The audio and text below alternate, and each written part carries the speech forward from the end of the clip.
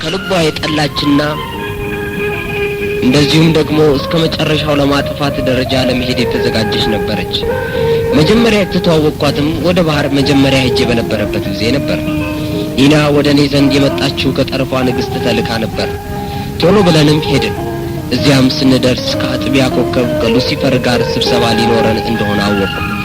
በዚህ ስብሰባ ላይ የሚከተሉትን መመሪያዎች ሉሲፈር ሰጠን። የማያምኑ የእርሱ በመሆናቸው እነርሱን ሳይሆን የሚያምኑትን ብቻ እንድንዋጋ ሲነግረን ከመካከላችን አንዱ ለምንድነው ብሎ ጠየቀው።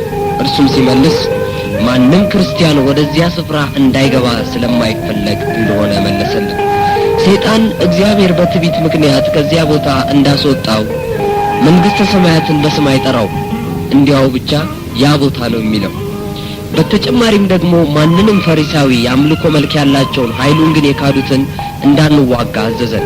ምክንያቱም እነዚህ እንደኔ ናቸው አለን። ንግግሩን በመቀጠል መዋጋት ያለብን እውነተኛ ክርስቲያኖችን ብቻ ነው አለ።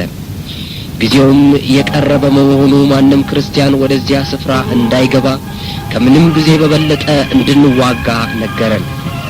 አሁንም አንዱ ከመካከላችን እንዲህ አለ፣ እግዚአብሔር የሰው ልጆች ለማዳን አንድ ሰው እንደላከ እንሰማለን አለው።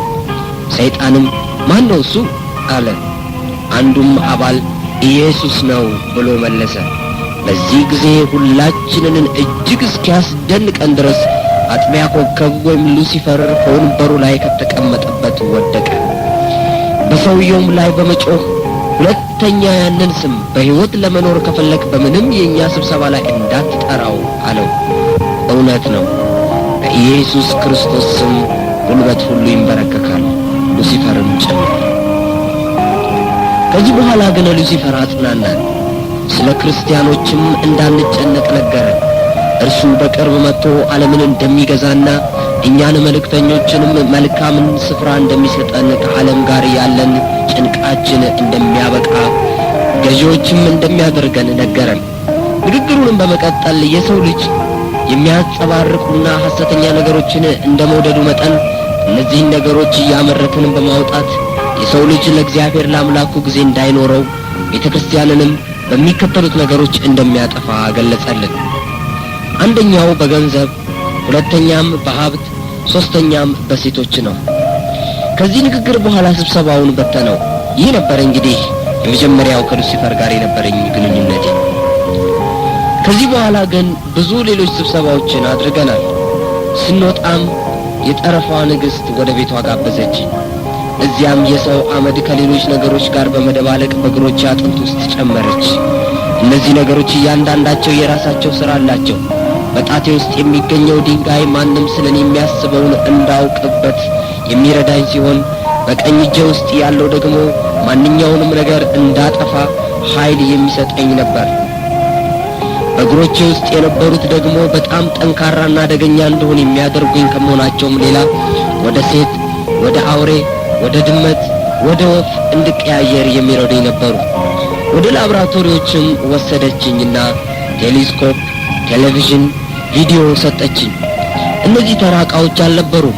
እነዚህ ማን ወደ ቤተ ክርስቲያን ሄጂ ብቻ እንደሆነና ማን አዲስ ክርስቲያን እንደሆነ በቤተ ክርስቲያን ውስጥ ያለውን ነገር ለይተን ልናውቅ የምንችልበት ነገሮች ነበሩ። በመጨረሻም አብረውኝ የሚሰሩ 16 ልጃገረዶች ሰጠችኝ። ከነርሱም መካከል ኒና አንዷ ነበረች። እንግዲህ እነዚህን ሁሉ ስጦታዎችን ከመታጠቅ ይዤ ወደ ሌጎስ ተመለስኩኝ። ሰይጣን መልእክተኛ መሆን።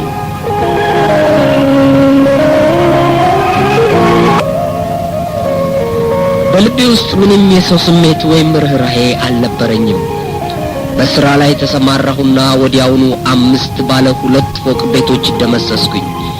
በሙሉ ይዘው ከነበሩት ነዋሪዎቻቸው ጋር ሰጠሙ። ይህም የሆነው በ1982 ዓመተ ምህረት እንደ ኤሮፓያን አቆጣጠር በነሐሴ ወር በሌጎስ ከተማ ነበር። ኮንትራክተሩ ወይም የህንጻው አሰሪ ጥሩ መሰረት አልጣለም ለመባል ኃላፊነቱ በእርሱ ላይ ሆኖ ብዙ ገንዘብ ከፈለ።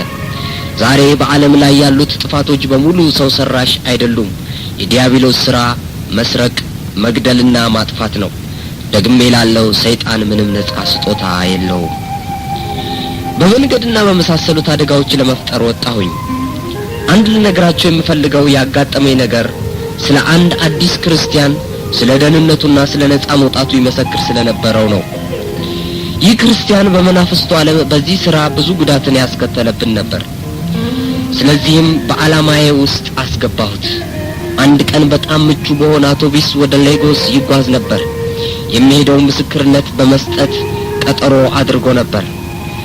አውቶቡሱ በከፍተኛ ፍጥነት ላይ ስለነበረ ከመንገድ እንዲወጣ አደረኩት። እርሱም ሄዶ ከአንድ ዛፍ ጋር ተጋጨ።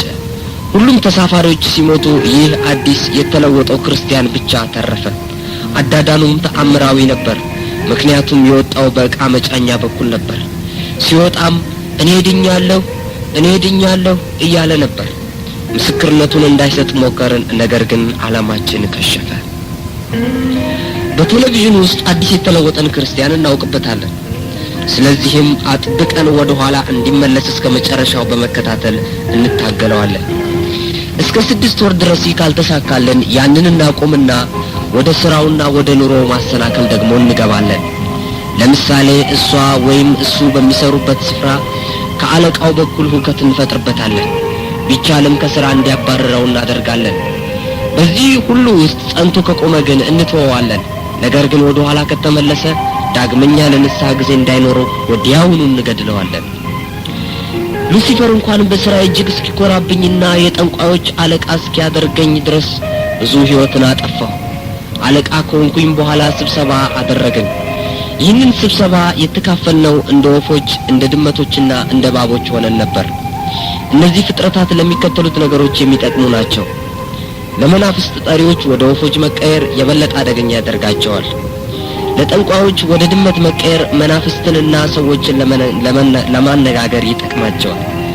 ወደ አይጦች መቀየር ለጠንቋዮች ወደ አንድ ሰው ቤት በቀላሉ እንዲገቡ፣ ከዚያም ወደ ጥላ እንዲቀየሩ፣ በመጨረሻም ወደ ሰው እንዲቀየሩና የሰውን ደም እንዲመጡ ይጠቅማቸዋል። በዚህ ስብሰባ የነበረን አጀንዳ አንድ ብቻ ነበር፣ እርሱም ክርስቲያኖች የሚል ሲሆን በ1983 እንደ አውሮፓውያን አቆጣጠር የአፍሪካ ጠንቋዮችን ስብሰባ በቤኒን ከተማ ለማድረግ አቅደን ተለያየን። ይህንንም በየዕለቱ በሚወጣ ጋዜጣችን በህዝብ መገናኞች አወጣ ነው። በእርግጥ ሁሉም ነገር በደንብ የታቀደና ምንም የሚያሰናክሉ ሁኔታዎች ያልነበሩት ነበር። ይሁን እንጂ በድንገት የናይጄሪያ ክርስቲያኖች አምላካቸውን በማመስገን ጸሎት ጀመሩ። በዚያን ጊዜ እቅዳችን በሙሉ ፈራረሰ። የእቅዳችን መፈራረስ ብቻ አልነበረም፣ ነገር ግን በጨለማው ግዛት ውስጥ ከፍተኛ ሁከት ተፈጠረ። በመሆኑም የጠንቋዮቹ ስብሰባ በናይጄሪያ ሊካሄድ አልቻለም። ክርስቲያኖች ልብ እንዲሉት የሚገባ ነገር ኃያሉን አምላክ በእውነት ከልብ ማመስገን በሚጀምሩበት ጊዜ በአየርም ሆነ በባህር የሚገኙ የጨለማ ግዛት ኃይላት በሙሉ በችግርና በመናወጥ ውስጥ እንደሚገቡና መልእክተኞችም በሙሉ ማረፊያ ስፍራ እንደሚያጡ ሊረዱት ይገባል። ክርስቲያኖች እግዚአብሔር የሰጣቸውን ኃይልና ስልጣን ቢያውቁት ኖሮ የዓለምን ሕዝብ ሁኔታ ይቆጣጠሩት ነበር። የዓለምን ሕዝብ ለማዳን የሚችሉ ክርስቲያኖች ብቻ ናቸው። ቆይቶ ግን በደቡብ አፍሪካ ካደረግነው ከመጀመሪያው የስብሰባ ውድቅት በኋላ ወደ ባህር ተጠራሁኝ። እዚያም ስደርስ ከዚያች ጊዜ ጀምሮ ኑሬ በባህር ብቻ እንደሚሆንና ወደ ምድር ለአንዳንድ አስቸጋሪ ስራዎች ብቻ እንደሚሄድ ተነገረኝ። አዲስ ስራም ተሰጠኝ። ይህም ስራ ለባህል መድኃኒቶች ወይም ዶክተሮች መድኃኒትን መፍጠርና የመቆጣጠሪያው ክፍል ኃላፊ በመሆን ስጦታዎችን መላክ፣ ማለትም የነጭ ጨርቅ፣ ቀሚስ፣ ቤተክርስቲያኖችን ወይም የጸሎት ቤቶችን መክፈትና መካኖችን ልጅ መስጠት፣ ሱቆችን መክፈትና በሚያስፈልጉት ዕቃዎች መሟላት፣ ልጆችንና ገንዘብን መስጠት ሲሆኑ እነዚህም እያንዳንዳቸው ደግሞ ከዚህ በታች በየተራ ገልጽላችኋለሁ።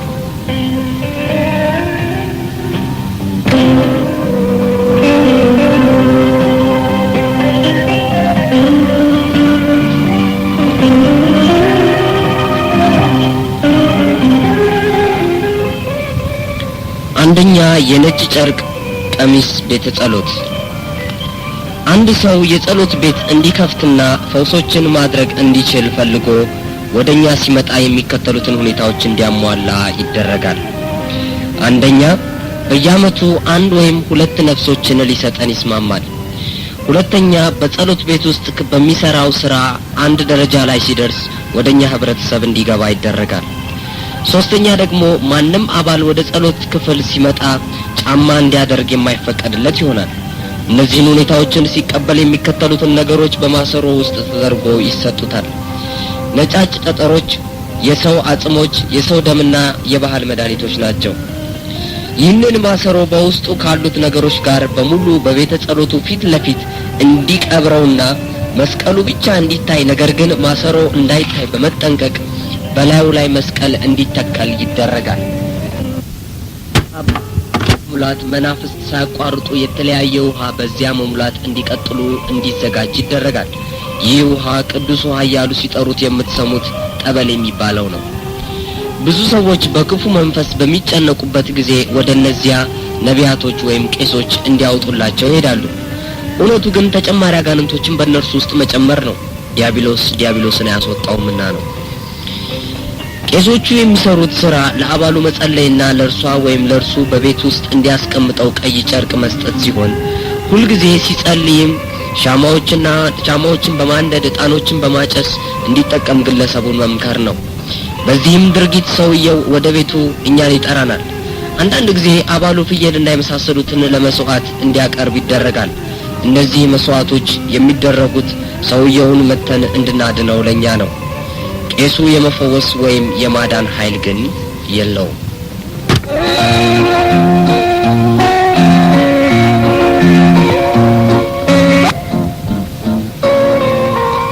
ኛው መካንን ማስወለድ ነው። አንዲት ሴት ልጅ እንድታገኝ ማህፀኗን እንድንከፍትላትና እንዲኖራት ወይም ለመጸነስ ፈልጋ ወደኛ ዘንድ ለእርዳታ ስትመጣ እነዚህ ሁኔታዎችን እንድትፈጽም ይደረጋል። ይኸውም ሴትየዋ የምትጸንስበት ወር እኛ የመረጥነው ወር ብቻ እንዲሆን ይሆናል። ምክንያቱም እንደነዚህ አይነት ሰዎች የሚወልዷቸው ልጆች በሙሉ በኋላ ረጅም እድሜ ሳይኖራቸው የሚሞቱበትን ወር ስለምንመርጥ ነው። ያለበለዚያ ግን በሌሎች ወራት የሚጸነሱ ከሆነ ልጆቹ ሊኖሩ ይችላሉና ነው። ይህንን ከተቀበለች ሌሎችን ሰዎች በዚህ ሁኔታ መጸነስ እንዲወዱ የሚያደርግ መድኃኒት ይሰጣታል። በእነዚህ አይነት ሁኔታ የጸነሱ ሰዎች ዛሬ በአንቴቪያ በሌጎስና በመሳሰሉ ስፍራዎች ይገኛሉ። ለእንደነዚህ አይነት እርጉዞች ጫማ አይፈቀድላቸው። ሶስተኛው የውሸት ሱቅ ነው። አንድ ሰው ይህንን ነገር አስመልክቶ ለእርዳታ ወደኛ ሲመጣ ምንም አይነት ሴት እንዳትነካው በማስጠንቀቅ ቀለበት ይሰጠዋል። የኛም አባል ለመሆን እንዲስማማ ይደረጋል። እነዚህን ሁኔታዎችን ለማሟላት ፈቃደኛ ከሆነ ሱቁ እጅግ ዘመናዊና ግሩም በሆኑ ዕቃዎች እንዲሞሉለት ይደረጋል። አራተኛው ደግሞ ሕፃናትን መስጠት ነው።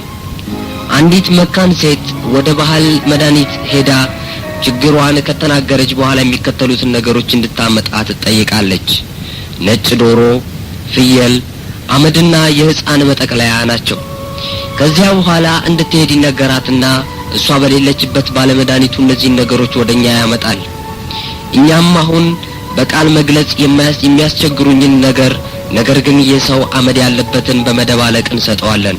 እርሱም ይህንን መድኃኒት ለሴትዮዋ በምግብ ጠቅልሎ ይሰጣታል። ከዚህ በኋላ ታረግዛለች። ነገር ግን ልጁ እውነተኛ ሰው አይደለም። የተወለደችው ሴት ከሆነች በሕይወት ትኖራለች፣ ለጋብቻ እንኳን የምትደርስ ትሆናለች። ነገር ግን እድሜ ልኳን መካን ሆና ትቀራለች። የተወለደ ወንድ ከሆነ ይኖራል፣ ነገር ግን በድንገት ራሱን እንዲገድል ስልጠና ይሰጠዋል። እንደነዚህ አይነቶች በፍጹም ወላጆቻቸውን ሊቀብሩ አይደረጉም፣ አስቀድመው ይሞታሉና ነው። እዚህ ላይ መግለጽ የምወደው በአብዛኛው መካንነት የሚፈጠረው በአጋንንቶች መሆኑን ነው። ምክንያቱም አንዲት በምድር ላይ መካን የሆነች ሴት በባህር ውስጥ በሚገኘው በአጋንንት ግዛት ሄዳ ስትወልድ ታያላችሁ። ስለዚህ የእግዚአብሔርን ልጆችን የምመክረው እውነተኛን ልጆች የሚሰጠው እግዚአብሔር ብቻ በመሆኑ እርሱን በትዕግስት እንዲጠባበቁት ነው። አምስተኛውና የመጨረሻው ገንዘብ ማግኘት ነው። አንድ ሰው ገንዘብ ለማግኘት ፈልጎ ወደኛ ከመጣ እነዚህን ነገሮች እንዲያሟላ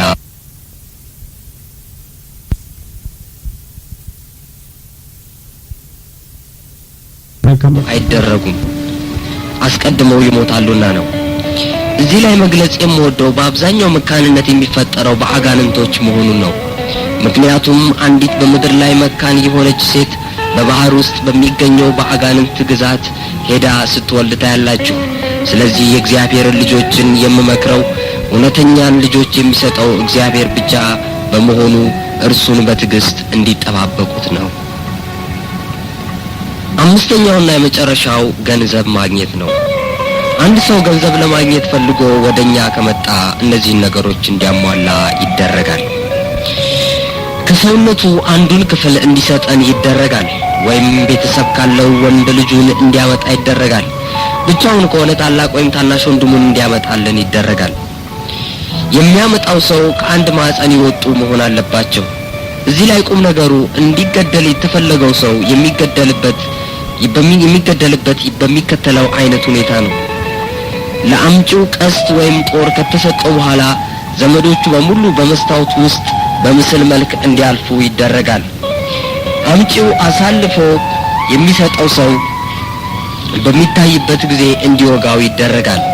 ይህ ሁኔታ ሲፈጠር ጥላው የተወጋው ሰው የትም አገር ይሁን ባለበት ስፍራ ይሞታል። ሌሎችም መንገዶች አሉ። ነገር ግን ያንን የሚሰራው እርሱ ሰይጣን ነው።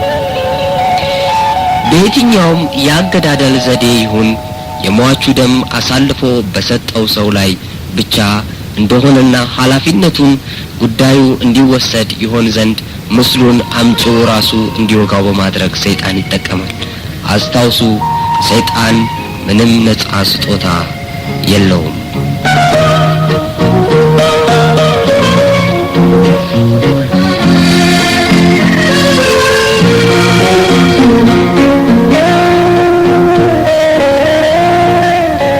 ሰይጣን ክርስቲያኖችን እንዴት እንደሚዋጋ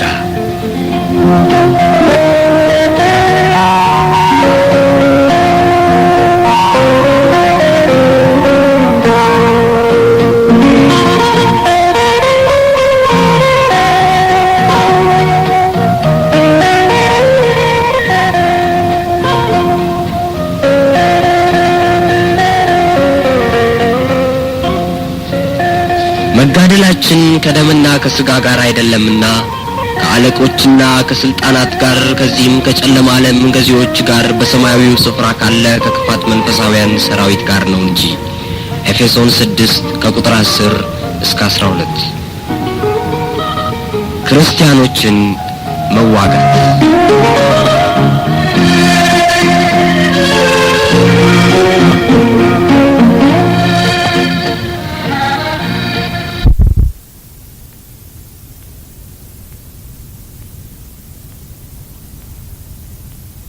ልንዋጋ እቅድ አወጣን። አንደኛ በሽታን በማምጣት፣ ሁለተኛ መካንነትን በማምጣት፣ ሶስተኛ እንቅልፍን በቤተ ክርስቲያን ውስጥ በማምጣት፣ አራተኛ መከፋፈልን በቤተ ክርስቲያን ውስጥ በማምጣት፣ አምስተኛ በራድ ወይም ትኩስ በሕይወት ሳይሆኑ እንደው ብቻ ለብ ብለው በቤተ ክርስቲያን ውስጥ እንዲኖሩ ሰዎችን ማድረግ፣ ስድስተኛ የእግዚአብሔር ቃል ዕውቀት እንዳይኖራቸው ክርስቲያኖችን ማድረግ፣ ሰባተኛ የመጥፎ ባሪያ አርያ እንዲሆኑ ማድረግ፣ ስምንተኛ ፊት ለፊት በስጋ መዋጋት ናቸው። ከላይ ከተጠቀሱት ሁለቱን ለማስረዳት እወዳለሁ። አንደኛው በስጋ መዋጋት ነው። በተሰጠኝ ቴሌቪዥን በመጠቀም አዲስ የተወለደ ክርስቲያንን አያለሁ። ፈሪሳውያን የኛ ስለሆኑ አንዋጋቸውም። ከዚያ በኋላ ሴቶቻችንን ወደ ትላልቅ ቤተክርስቲያኖች እንልካለን። ቤተክርስቲያን ውስጥ ማስቲካን እንዲያኝኩ ወይም ሕፃን እንዲያስለቅሱ ወይንም ደግሞ ማንኛውንም ሰዎች የእግዚአብሔርን ቃል ከመስማት ሊያግዳቸው የሚችለውን ነገር እንዲያደርጉ ይደረጋል። ለምሳሌ በስጋ ሳይሆን በመንፈስ ሆነው መጥተው ስብከት በሚሰበክበት ጊዜ እንቅልፍን በቤተ ክርስቲያን ውስጥ እንዲጥሉ እናደርጋለን። መልእክቱን በጥሞና የምታዳምጥ መሆንን በሚያዩበት ጊዜ ውጪ ጠብቁህና ከነርሱ መካከል አንዷ ሰላምታ ትሰጣለች ወይም ደግሞ ስጦታ ታበረክትልሃለች። ስጦታው የሚሆነው አንተ በጣም የምትወደው ነገር ነው። ጓደኛም ሆና ትቀርብሃለች። አንተ ማንነቷን ከማወቅህ በፊት በቤተ ክርስቲያን ውስጥ የተማርከውን ትምህርት በሙሉ ከውስጥህ እንዲጠፋ ታደርጋለች። ለሁለተኛ ክርስቲያን ግን ከነዚህ ሴቶች አንዷ ሮጣ እርሱን ሰላም በማለት አዲስ የተለወጠች ክርስቲያንም አድርጋ ራሷን በማቅረብና በአካባቢውም የምታውቀው ሰው እንደሌላት በማድረግ ቤቱን ትጠይቃለች። ወደ ቤቱም በሚወስዳት ጊዜ በፍጥነት ስጦታን ይዛ ክርስቲያን ደግሞ ይህንን ከፍቅር የመነጨ ስጦታ አድርጎ እንዲቆጥረው ታደርገዋለች። በዚህ ሁኔታ በመመላለሷ የክርስቲያን ብርሃን በክርስቶስ ኢየሱስ ያገኘውን ብርሃን ከውስጡ እስኪጠፋ ድረስ ትከታተለዋለች። በጨረሻም ሐሳቧ ሲሳካላት አመጣጧን ታቆማለች።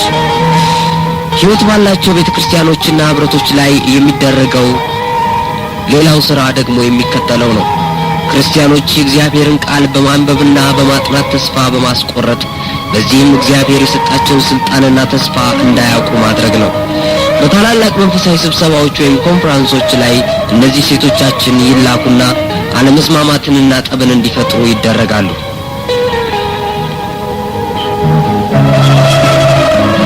ክርስቲያኖች እንዴት እንደሚታወቁ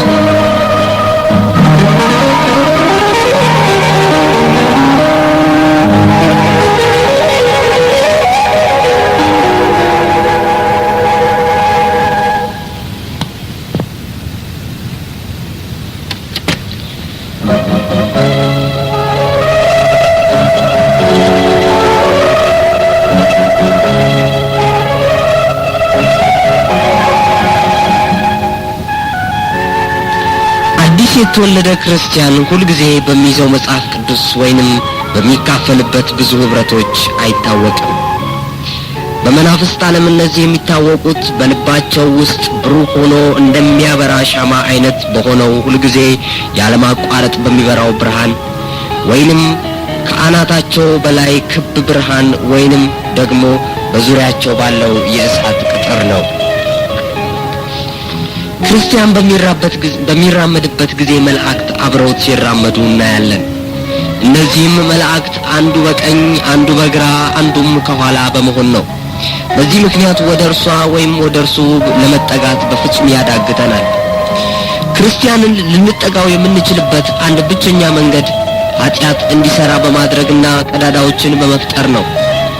አንድ ክርስቲያን መኪና በሚነዳበት ጊዜ ለማጥቃት ፈልገን ስናየው ሁልጊዜ ብቻውን ሳይሆን መልአክ ከጎኑ ሆኖ እናገኘዋለን። ኦ ክርስቲያን፣ እግዚአብሔር ለእርሱ ያለውን ሁሉ ቢያውቅ ኖሮ ምንኛ በኃጢአት እየገባ የማይረክስና በግዴለሽነት የሚኖር ባልሆነ ነበር።